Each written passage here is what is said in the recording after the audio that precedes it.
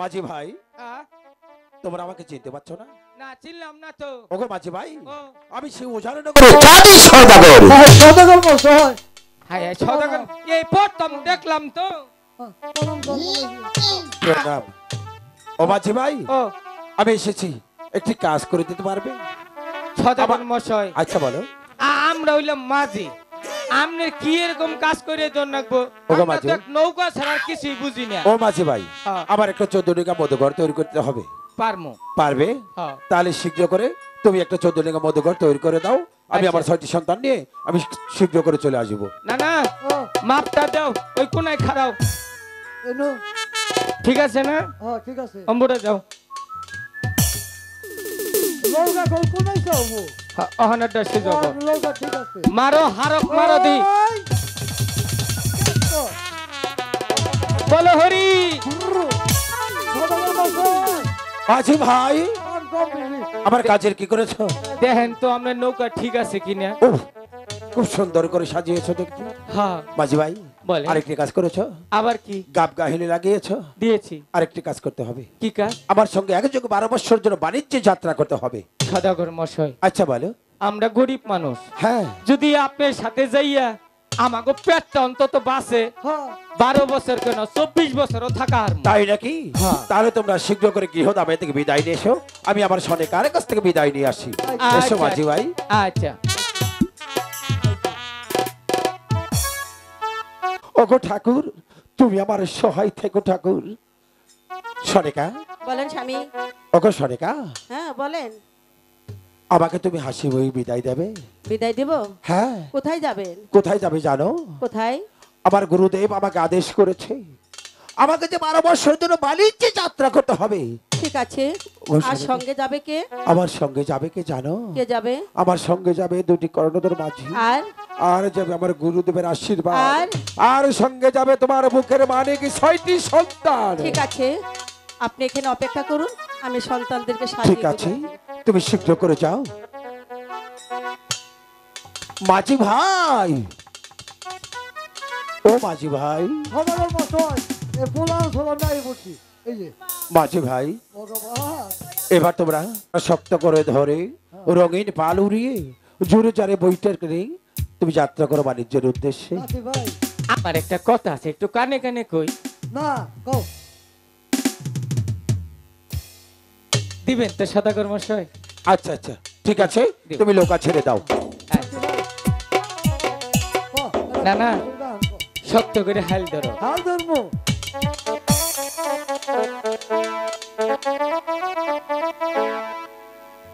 মাঝি ভাইয়া যাও রে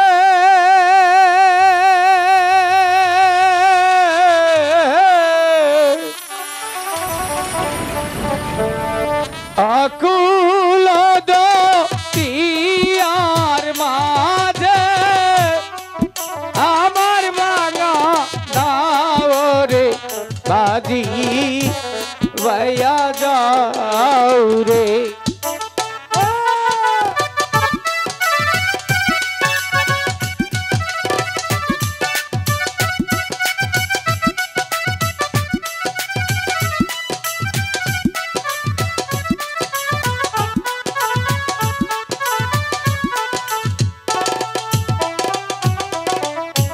সদাগর মশাই, মাঝি ভাই, আমরা অনেক দূরে এসে পড়েছি। আমরা এখন কোথায় এসেছি? কালিন্দর সাগরের মাছ পথে। ওগো মাঝি ভাই, কোন কালিন্দর সাগরে মাছ পথে থাকলে তো চলবে না।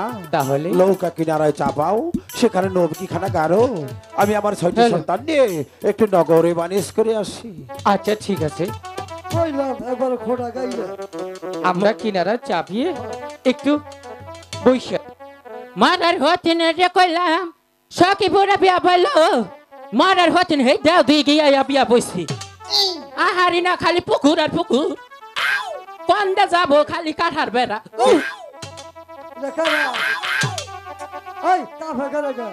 ওই তোমরা কারা গো এবারে আকাশ মাটি দেবে নাগালা খার হইছ আমি সুবানের দাদি উত্তর পাড়া ওই নদীর উপার যাবুলো আমার নাতির প্রসব বেদনা উঠছে তাহলে কই আও মাঝি ভাই, তারপর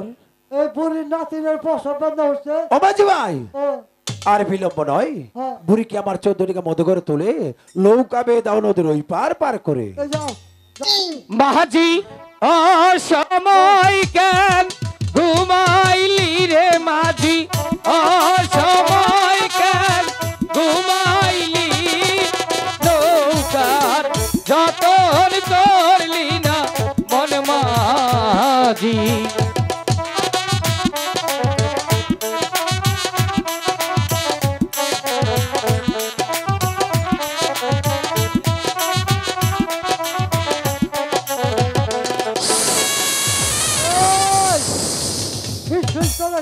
সদাগর মশাই, মাঝি ভাই, নৌকাতে তো ডাকাতি হয়ে গিয়েছে। একেবারে মাঝি ভাই, হ্যাঁ কেন কি হয়েছে? ওই তো চেয়ে দেখুন, যে আপনার চির শত্রু পদ্মা দেবী, সেই পদ্মা দেবী নৌকার মাঝে এসে পড়েছে। আরে ওই জাগে বেটি, তুই পুরো রূপ ধরে কেন আমার 14টিকা মধু ঘরে প্রবেশ করেছি? আমি জানতে চাই শীঘ্র করে বল, কেন তুই আমার 14টিকা মধু ঘরে প্রবেশ করেছিস? এই কালিদাস সাগরের মাঝে তোমার ছবির বংশ আমি নির্বংশ করে দেব, চিৎকার করো না। মাঝি ভাই বলুন সদাগর, তোমাদের বাহুতে কোনো শক্তি নেই? হ্যাঁ সদাগর মশাই, অনেক শক্তি আছে। আপনি হচ্ছেন এই তল্লাতের সদাগর, আপনি যা হুকুম করবেন আমরা তা মানতে বাধ্য। তবে একটিবার চিন্তা করে দেখুন, আপনার 6টি সন্তানই নৌকোতে বসা আছে। হ্যাঁ, এই মুহূর্তে যদি পদ্মার সাথে কোনো আড়ি করেন তাহলে হয়তো 6টি সন্তানের জীবন চলে যেতে পারে। মাঝি ভাই, হ্যাঁ সন্তানের চিন্তা তোমার নয় আমার। আমি দেখতে চাই তুমি 14টিকা মধু করতে কাউকে তাড়িয়ে দেবে কিনা। বাহ সদাগর মশাই, বলো। যেই সন্তান আপনি জন্ম দিয়েছেন সেই সন্তানের চিন্তা যদি আপনার না থাকে, সেই সন্তানের চিন্তা যদি আমার না থাকে, আমিও আপনার জন্য আমার জীবন দিতে পারবো না। প্রয়োজন হলে আমি চাকরি ছেড়ে অন্য রাজ্যে গিয়ে ভিক্ষে করে খাবো, তবে আপনার মতো সরকারের চাকরি করব না। মাঝি ভাই, তোমার নাতি চলে গেছে, তুমি চলে যাবে?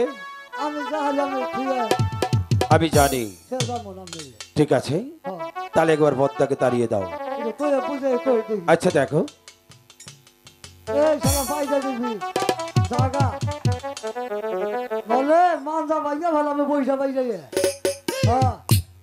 আমার তো রাগ দেওয়া নাই, এই খারাপ ফুসফুস করিস না, সদাগর খবর উঠাই দেয় না, তোরা গায়ে করে হারাবো। খালি তোর উড়ে দিব, তোর কমলা সৈন্য আছে কইলাম,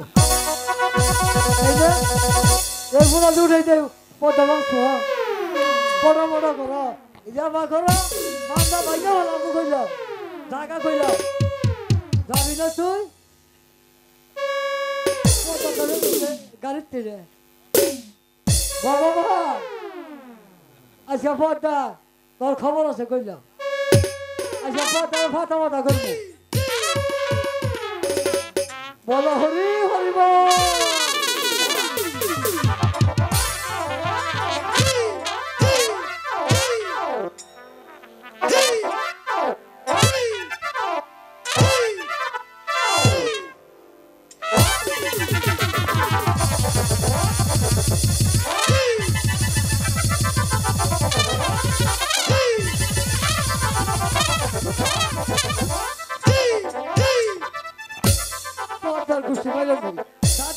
দেখো বলো হরি হরি বল এই পদ্মা রেডিও বলো খারাপ তোর কপালে সন্ধ্যা আছে এই ডাইনি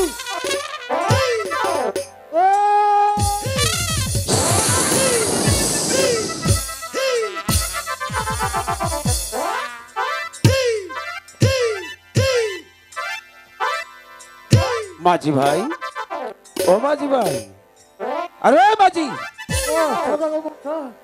কাপড় নষ্ট হয়ে গেছে নাকি? না তাহলে আমার বাপ থেকে কাপড়টা গেছে গা। পদ্মা চলে গেছে, গেছে গা। বিরাট শক্তি তোমার তাহলে, তাই না? দেখ না কি ভাবটা করলাম, সে দেখো পিছন দিকে যে কি দেখা না এই মানুষ ছবি এই জানাম যে তুই কাপড় কইলাম দশ নাই হ্যাঁ মাঝি ভাই, তাহলে বেসরম পদ্মা ও মাঝি ভাই, ও পদ্মাতে কখনো মানুষ হতে পারবে না, কারণ ও তো দেবী বংশ। ও দেবী না হা, ধরা হামলা কালি হা উফ, এখন ঠিকই বলেছে। সালার পয়দা গেলি না সরম দিলি নাতি না বলাই গেছে ইগা আমারও হয়েছে সদাই বছর আমরা দুইটা ঠ্যাং কারণ? দৌড়ে কই আর সুযোগ কই কি করবে? হ্যাঁ পয়দা রহন বলে ভালো ভালো আরে প্রথমে যখন পারোনি তুমি এখন কি করবে? না ওহান দেখি আছে চেষ্টা করে দেখি পারবে তো? পারবো ঠিক আছে, হ্যাঁ। যাও, তুমি যে এত করে বড় বলছো, একবার যেয়ে দেখো। ওহান নানি তুমি তাই কেউ নাকি দেখ আমার পয়দা আমার ভাবটা জানি না তুই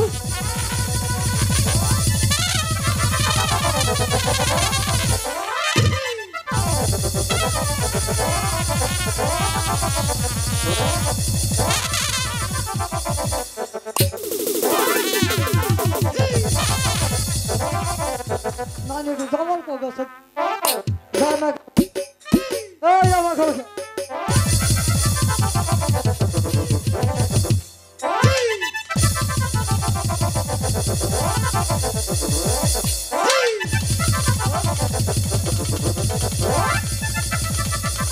নানি ওখানে যাই গেছে গার মতো না ওরে বাবা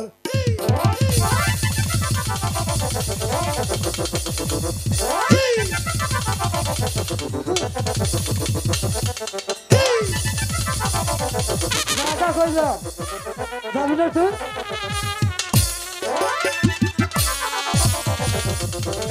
পুরানো জায়গা খবর বছর ওখানে যায় নাই না তাহলে আর একটা আছে এই বেরিয়ে যা, এইটা খাইলে উঠে যাবো গা বেরিয়ে যাও, বেরিয়ে যাও বলছি। আরে বাবা, আমি জানতে চাই তুই আমার চৌধুরীকে মধুঘর থেকে চলে যাবি কিনা? যাবো, কিন্তু এই কালিদাস সাগরের মাঝি তোমার ছয় পুত্র কি মেরে তারপর চলে যাবো। এই চিৎকার করো না, মুখ সামলিয়ে কথা বল। তুমি শুধু দেখতে থাকো চা তাও এই পদ্মা কি করতে পারি, তাই তো আমি আমার প্রবণকে স্মরণ করে দেখি সে আমার ডাকে সাড়া দেয় কিনা। কোথায় প্রবণ, তুমি কি আমার ডাকে সাড়া দিবে না? ওরে প্রবণ প্রবণ বইলা রে পদ্মা ডাকিতে লাগিল রে ওরে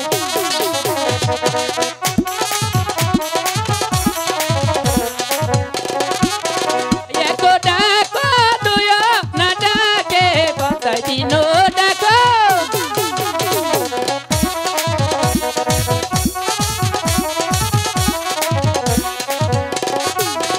दिनो डाको सरो ना डाके पता पंचो डाको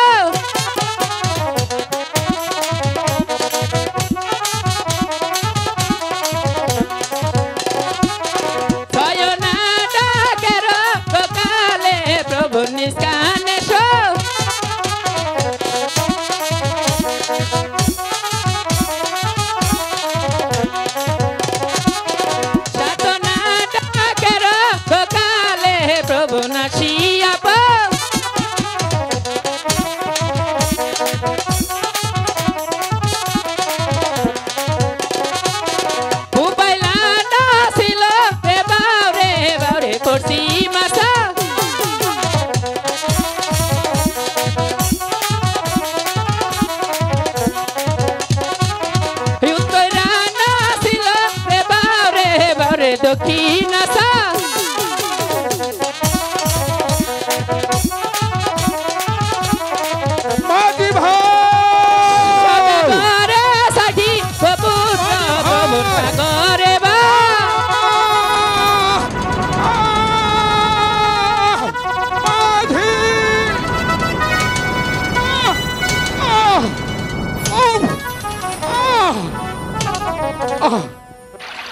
ভগবান, কি করিলে ভগবান? আমার চতুর্দিকে মতো গড়ে জলের নিচে ডুবে গেল।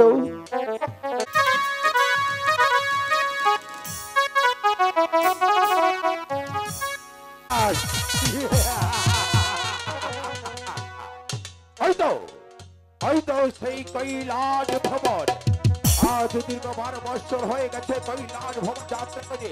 তাই তো আমার হাসি মহাদেব উদয় হয়েছে। আমি চলে যাবো 12টি বছর ধরে কৈলাস ভবন যাত্রা করতে। আমার সঙ্গে রকম পার্বতী আর কাছ থেকে ছলনা করে যেমন করে যেতে হোক না কেন আমার যেতে হবে কৈলাস ভবন যাত্রা করতে। পার্বতী, ওগো পার্বতী, পার্বতী প্রভু, তুমি কোথায় পার্বতী? এই তো আমি এখানে প্রভু। ওগো পার্বতী, বলেন প্রভু। তুমি কোথায়? ওগো পার্বতী, এই তো আপনার পিছে। আজ দীর্ঘ 12 বছর হয়ে গেছে কৈলাস ভ্রমণ যাত্রা করতে। তাই তো নিচে মহাদেব হয়েছে। আমি চলে যাবো 12টি বছর ধরে কৈলাস ভ্রমণ যাত্রা করতে। তুমি আমার জন্য সেবার আয়োজন করো। আমি যদি স্নান ছেড়ে আসি। আমার কথা আছে প্রভু, অবিরাম আপনার সঙ্গে কৈলাস ভবনে যেতে চাই। ওগো পার্বতী, আজ দীর্ঘ 12 বছর হয়ে গেছে কৈলাস ভ্রমণ যাত্রা করতে। আজ কেন হঠাৎ করে কথা হয়েছে? হ্যাঁ প্রভু, আমি যেতে চাই। আমার সঙ্গে যেতে হলো তোমার 3টি শর্তকে অবিরাম করতে হবে। 1000 শর্ত আমি মাথা পেতে নেব। তবে তুমি আমার সঙ্গে কৈলাস প্রভু, ভ্রমণ আমি যাবে। তোমার সঙ্গে কৈলাস ভবনে যেতে চাই। ওগো পার্বতী, বলেন প্রভু। এবার রাখি বন্ধন করো। আমার পুষ্প রথেশ্বর হও। আমি সেই স্বর্গ ধামেই যাত্রা আছে। করব। ইহকি আহাই আই হি ওরে কা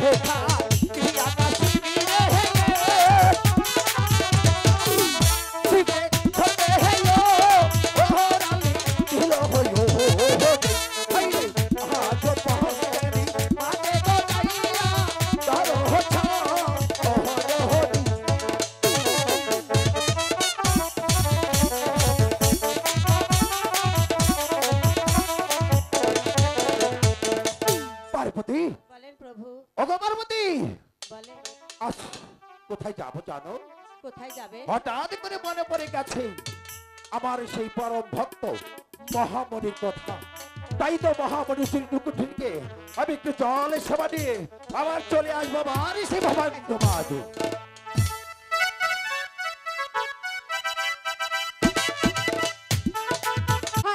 কোথায় রইলে প্রাণের গো প্রভু, প্রভু দেখা দে এনা শিয়া গো প্রভু।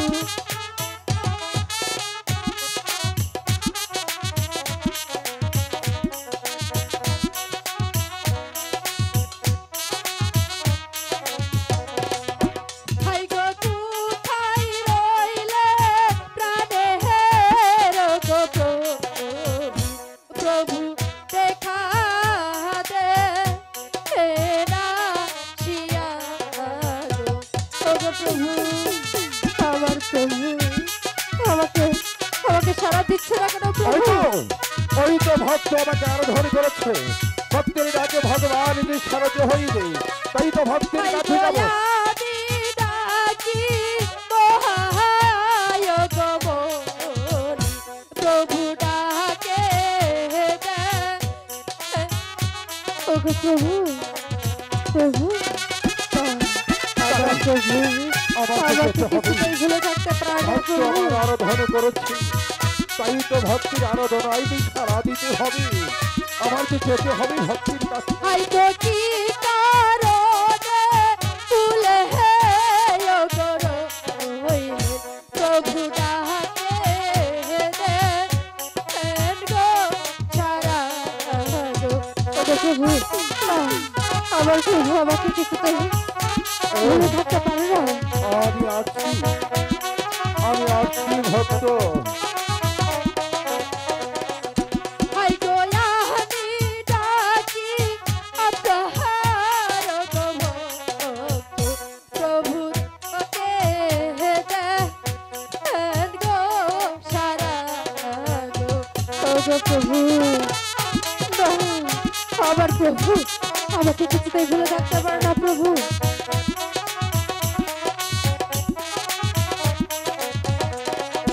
হাই গো আমি ডাকি আপনার গো প্রভু বাগানে ও প্রভু প্রভু ওই তো ভক্ত আমাকে আরাধনা করেছে তাই তো শাস্ত্রবাদী শুনেছে ভক্তির ডাকে ভগবান অস্থির হয়ে আছে তাই তো ভক্তির ডাকে সাড়া দেবো তাই তো ভগবান ভক্তকে আরাধনা করছে ওগো মহামণি প্রভু মহামণি প্রভু ওগো মহামণি প্রভু কি মহামণি আপনি এসেছেন প্রভু তোমার চোখ দুটা কেন চলে ছলে ছলে আমার চোখ দুটো বলো কি চলে হয়েছে? চলে চল এই জন্যই আপনাকে যে অনেকদিন হয় দেখি না প্রভু ওকে। আপনাকে আমার মন থেকে যে ডাকছি প্রভু ওগো ভক্ত হঠাৎ করে কেন তুমি আমাকে আরাধনা করেছো এমন কি বিপদে পড়েছো প্রভু সেগুলো বলার আগে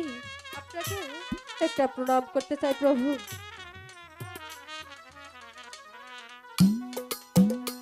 জয় শিব শম্ভু ভম ভোলানাথ ভক্তের মনে বাঞ্ছা পূর্ণ হোক মহামণি প্রভু আমি কেন এসেছি তোমার কাছে তুমি জানো কেন এসেছেন প্রভু আমি দীর্ঘ 12 বৎসরের জন্য এসেছি কৈলাস ভবন যাত্রা করতে তাই তো ভক্ত সকল লাভ করতে হঠাৎ করে মনে পড়ে গেছে তোমার কথা তাই তো তোমার কথা মনে পড়ে আমি এসেছি তোমার কাছে তুমি কি আমার একটা জলই সেবা দেবে অবশ্যই দেব প্রভু ওগো রানী আর বিলম্ব না করে এবার তুমি আমার শয্যা পেতে দাও আমি ঠিক এখানে আছে, জল প্রভু। সেবা নিয়ে আমি চলে যাব আমার সেই স্বর্গ ধামে ঠিক আছে প্রভু আমি তাই দিচ্ছি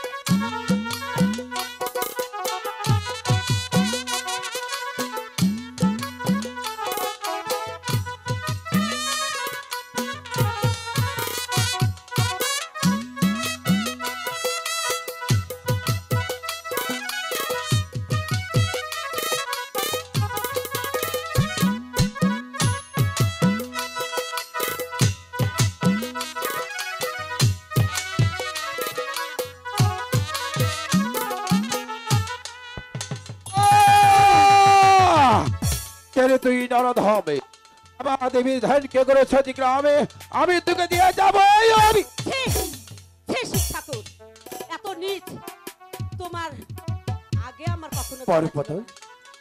ওগো পার্বতী তোমার নিচার এত খারাপ আমার আগে কখনো জানা ছিল না। পার্বতী ছি, এমন কি তুমি রাত করেছো যার নামের মধ্যে তুমি অতিপুত্র বাস করেছো তার পূর্বে বলো ওই নারীর সঙ্গে তোমার কি পরি ওগো পার্বতী ওই নারীর সঙ্গে ওগো পার্বতী তুমি তাকে চিনতে পারছো না? না, আমি চিনতে পারছি না। ওগো পার্বতী, তোমার কি মনে আছে আজ থেকে 24 বছর আগে গিয়েছিলে আমার সঙ্গে তুমি কৈলাস ভ্রমণ যাত্রা করতে? বলো মা, যে মা মা বলে চিৎকার করেছিল, তুমি বলেছিলে ওগো মহাদেবী তুমি এখানে পুষ্পারদ নামাও, আমি দেখবো। বলো মা, যে চিৎকার করছিলে, যাকে তুমি গর্ভে ধারণ করে নিয়ে, যাকে তুমি কুলে পিঠে করে মানুষ করেছো, সেই তো তোমার কন্যা মহামণি। মহামণি আমার কন্যা। মাগো, আমায় তুই ক্ষমা করে দে মা। মা, আমি জানি মা কখনো সন্তানের কাছে ভুল করতে পারে না, তাই আমি বলছি তুমি আমাকে ক্ষমা করে দাও। প্রভু, পার্বতী, আমার মেয়ে মহামণি আমাকে ক্ষমা করে দিয়েছে, আর? এবার আপনি আমাকে ক্ষমা করে ওগো দিন। পার্বতী, তুমি স্বর্গের দেবী, তুমি ভক্তের জননী। ওগো পার্বতী, ভক্ত যখন তোমাকে ক্ষমা করে দিয়েছে, এবার তুমি ভক্তের কাছ থেকে বিদায় নিয়ে নাও, ঠিক আমরা আছে। স্বর্গধামে যাত্রা করব। মহামণি, এবার বিদায় দিয়ে দাও আমাদেরকে। ঠিক আছে মা গো, প্রভু, এবার বিদায়ের বিদায় আগে করে দাও। আর একটি করে প্রণাম করতে চাই প্রভু। মাগো,